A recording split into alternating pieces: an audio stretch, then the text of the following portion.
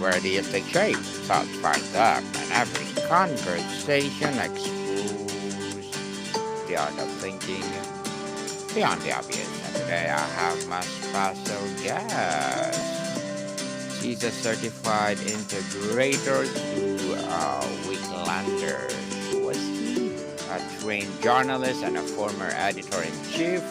None other than Miss Racheal Blackmore. Thank you for having me. Welcome, welcome, Miss Racheal. And can you please introduce more about yourself that I missed? Sure, I am also a proud mom of four. I have a dog that runs me around too much, in my opinion. Very energetic pup, and I've been working in the copy and content space with creators for almost 14 years now. Have seen a lot of shifts. 14 years ago, I was writing for brochures and things, and then of course websites, and now we've got the AI shift. AI Chef. And thank you so much for sharing your knowledge and wisdom to the world, Miss Rachel. Thank you. And today let's talk about the content revolution. What changed when AI made everyone a creator?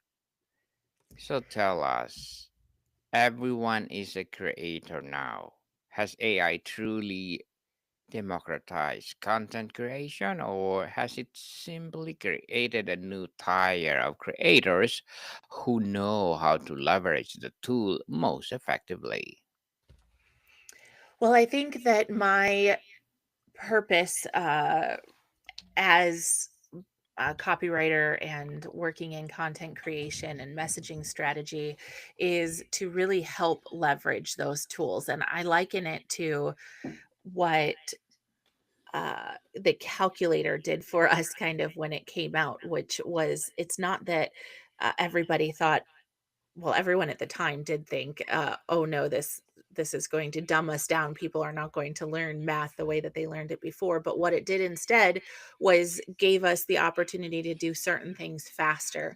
And I think that AI is very similar in that. And it's important to understand that we can either leverage it, and it can be a tool and a force for good to uh, give people the opportunity to be content creators where maybe they weren't before, or we can use it to just blast out all of the same content everywhere, which ends up being has this sort of messaging blindness effect, which ends up being almost a silencer. So if we are in the situation where we are copy and pasting what AI gives us through a couple proven prompts that have been downloaded through some sort of a template, it is spitting out the same things, and people are getting very tired of that very fast. And so we're seeing conversions drop, we're seeing engagement drop, we're seeing trust uh, is dropping dramatically. And so, what I would like to bring to those who are leveraging AI is the opportunity to use it effectively, as opposed to just one or the other, throwing it out the window or going all in a copy paste type of situation.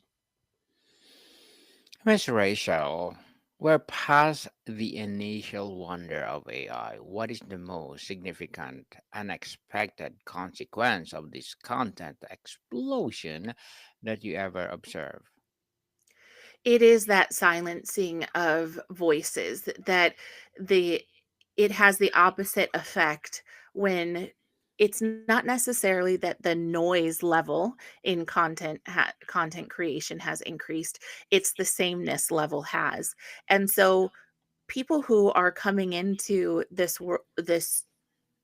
area of content creation to really make a difference and to connect with others and to make an impact in the world are are being silenced because of sameness. And I think that is a really important point to make sure that we understand that we can leverage some of the uses of AI, but if you don't know how to connect on a human level to the people that you are trying to make an impact for, then AI is a silencer, not an amplifier. In a world saturated with AI generated content, what becomes the new benchmark for quality? What's human elements become more valuable, not less?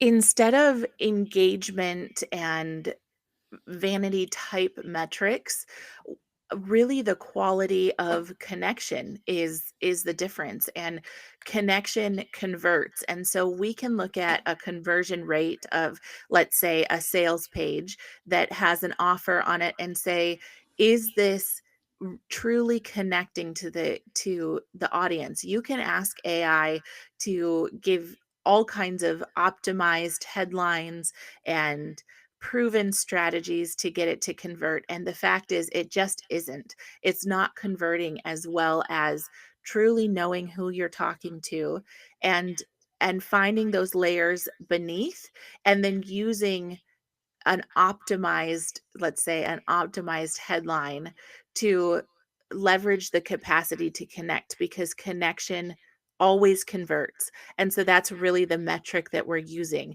Are you getting DMs that say, that really, it's like you're talking directly to me, that really touched me, or it feels like you're in my head? Those are the things that, okay, this is working, this is connecting, and you move people through your program. Instead, if you're just getting some thumbs up, some hearts, some random engagement here and there, that is the metric to understand that your connection and your messaging is really not landing, and instead being silenced. Miss Rachel, is it very definition of content changing when an AI can generate 1,000 of variation on a theme? Does the act of creation shift from original conception to curation and refinement? I don't think, I am not in the bandwagon that AI is doing anything that wasn't done before, because there are a number of templates. There are a number of software programs that you could answer a few prompts and it would spit out your copy for you, and people would copy paste that into a funnel and launch it. I don't feel like AI has brought us anything that we didn't have before, except the rate at which you can do that is significantly faster now.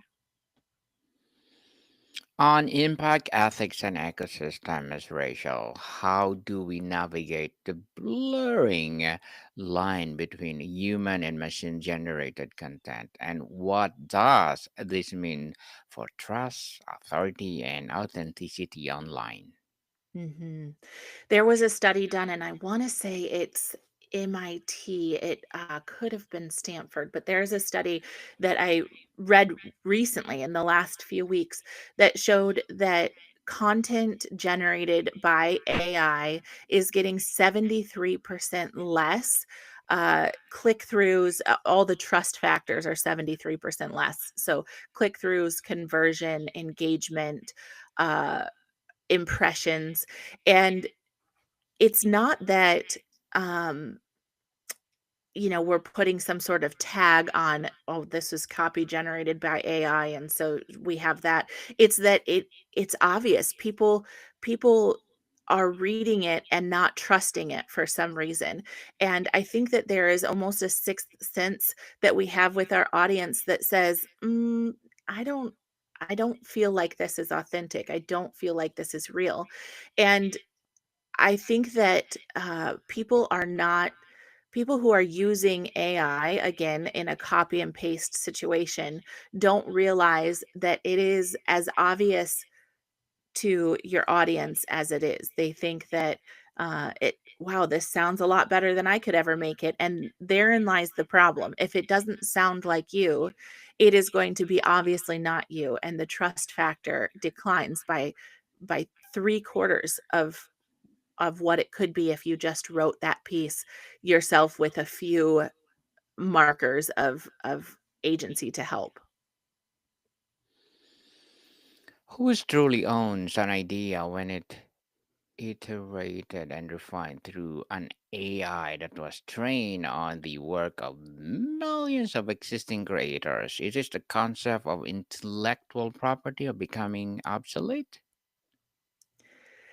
Yeah, I'm not sure that that is really my specialty. I think that uh, ideas that you bring to market is really where I come in. So it's post idea that when we're talking about how you are speaking about that idea and how you are selling that idea to the masses is really my specialty. Whether or not you are um, whether or not you own that idea is beyond my specialty.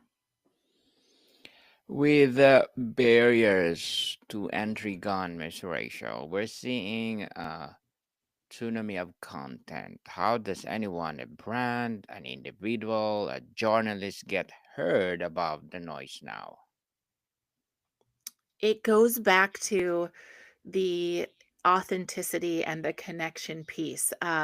We have to go beyond the surface idea of demographics of that. I'm talking to women who are between the ages of 30 and 55 who are in the workforce and have two children. These are not connection points anymore. Marketing has evolved to an internal status. What is the internal identity of that person and how do you speak to it? And to do that effectively, you really need to dive into understanding more of the psychographics, more of the psychology behind the people group that you are trying to make an impact for.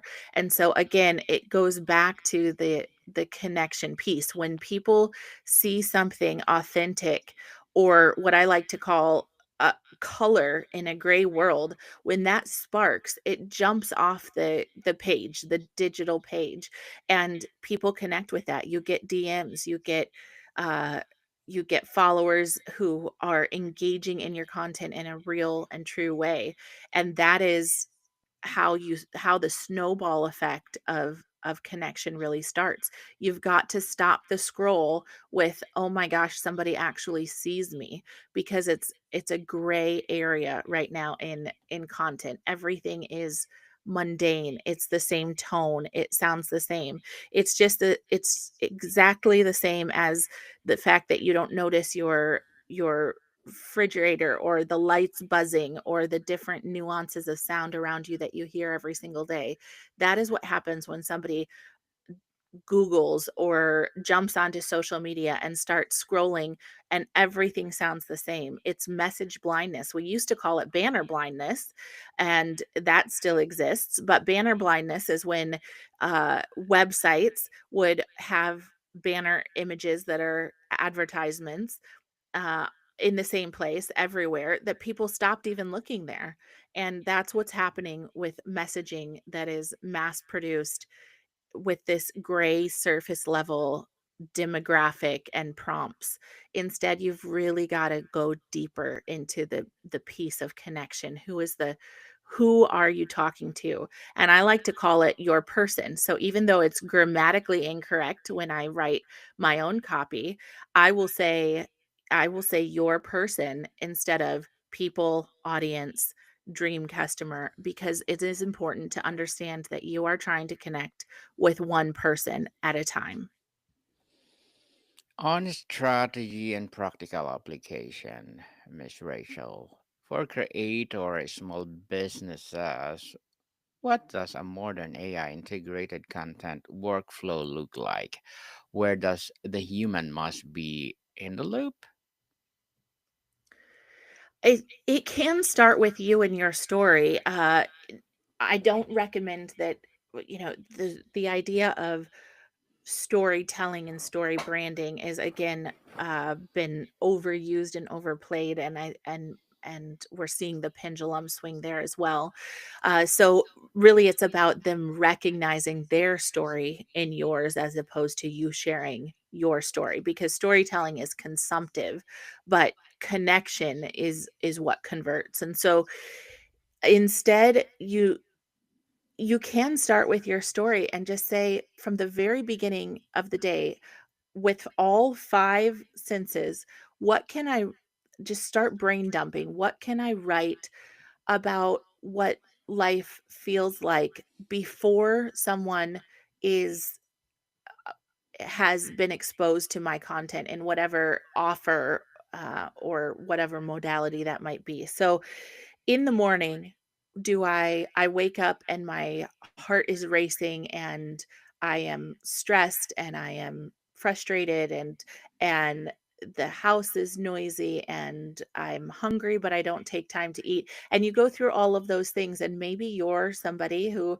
is a coach for women who need to find balance in their life or some sort of wellness practice, and you go through what is that, what does life look like in as many of those 5 senses as you can.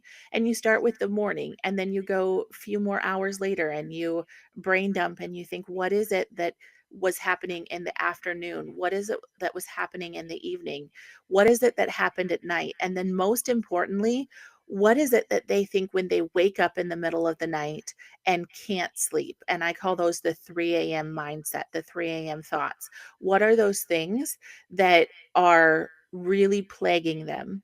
And as you build this, you will learn more from your person. But again, just to get started, taking your story and remembering what it was like before you found the solution is really powerful. And then do the same exact thing for after. Let's say you have a 6-week program, you have an 8-week program, whatever it is. After somebody has gone through that and has found the solution that you're offering, what does life look like? And you follow all those same steps. And then you begin to build out this profile of who you're talking to.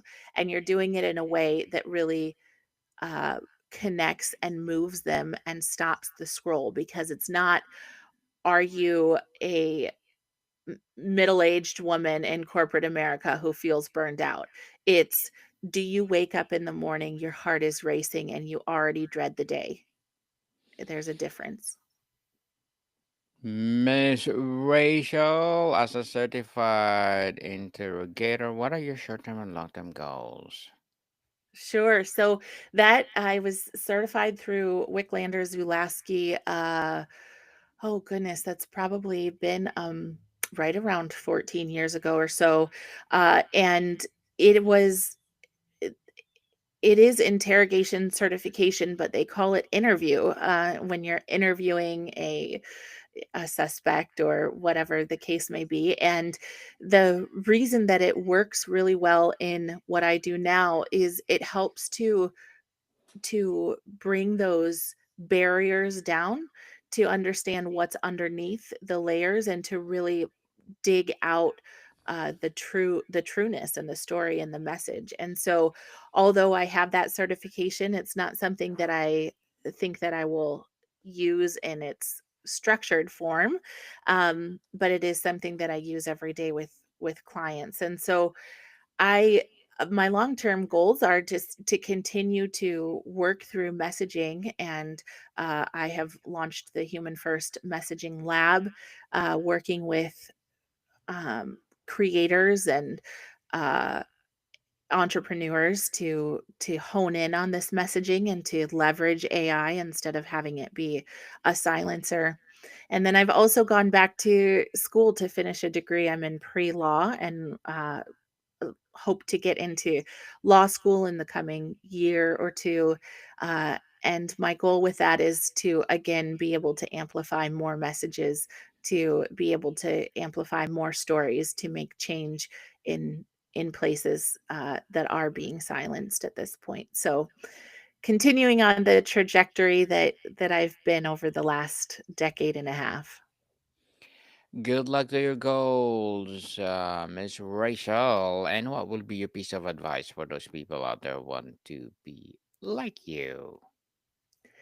The biggest piece of advice is if you are tired of that ick feeling in marketing, if you're tired of having a prompt and having words spit out for you that you then try to make an impact with and it doesn't work, to go deeper, to really I have a newsletter on LinkedIn where I publish every day how to do this practically, and there are a lot of different resources out there. I'd love to connect with you, but in the end it is really about taking your audience and breaking it down to one person and talking to one person in a real authentic way, because that's the only way you're going to break through this gray content um, disillusionment that we're in right now with just this copy and paste world. Good luck to your goals. And, well, thank you for that advice, Miss Rachel. And tell us, in your work or in your own work, where do you personally draw ethical line when using AI content creation? For me personally, the ethical line is copy and paste. I think that it is a great research tool. It is a great tool if you need to bounce some sort of ideas and you don't have someone to do that with. However, if you are saying, um, create this for me, and you copy and paste it, and you work to sell that as if it is your own, then there is a line that is, for me, drawn. I don't do that with clients. I don't promote that with clients. Uh, Having that, sometimes I will say, work with AI to refine this idea, send me what it spits out, and let's work with it, and let's, massage it into what it is that we will then launch. That's again a tool that's no different than search engines or libraries in the past. However, copy and pasting, not only I think is it a bit of an ethical issue, but it's also just that it doesn't serve anyone. And I think that that is the biggest issue that I have with it, is that it doesn't serve you well if you're trying to make an impact. It certainly doesn't serve your audience well in order to make that impact. So use it as a tool, not as an end all be all. Mr. Rachel, before we wrap up our discussion for today, I'm inviting you to please do listen to my other podcast, people. My other podcast, because my abstract essay is already in fifth season, abstract poetry in second season, and my book 101 review in fifth season too, comedy 101 in second season, and my food 101 in fifth season as well, geography 101 fourth season, and my baby podcast law 101 and mental health 101. Love Letters in third season, and Movie 101 Review Music 101 in fourth season, and Science 101 and Sex 101 in its second season. Please listen to them wherever you listen your podcast. So, Miss Rachel, for someone feeling both excited and overwhelmed by this revolution, what is one piece of advice you have to just survive but thrive in these new creative era? It's very simple. Remember that you are human talking to human. We all have experiences that we're bringing to the table in a way that uh, nothing else beyond our human experience can. So you being you is enough. Talking to someone else, experiencing their life is enough. Leverage tools in order to connect in a bigger way to make a bigger impact, but do not count on those tools to be your connection for you. Miss Racheal Blackmore, thank you so much for sharing your knowledge and wisdom today. Hoping for more and more empowering advocacy to come. So, can you please invite our listeners to support your business, your advocacy, or whatever projects that you're doing right now? Sure. There's a spectrum of different ways that you can get involved with human first messaging. The first is just through the newsletter. So I'd love to connect with you there. And if you're interested in the iceberg effect, that is going a little bit deeper into what we talked about today, you can contact me through LinkedIn or through my website, rachelblackmore.com. Miss Rachel, thank you so much for your time. Thank you for having me. Marty Con people, see you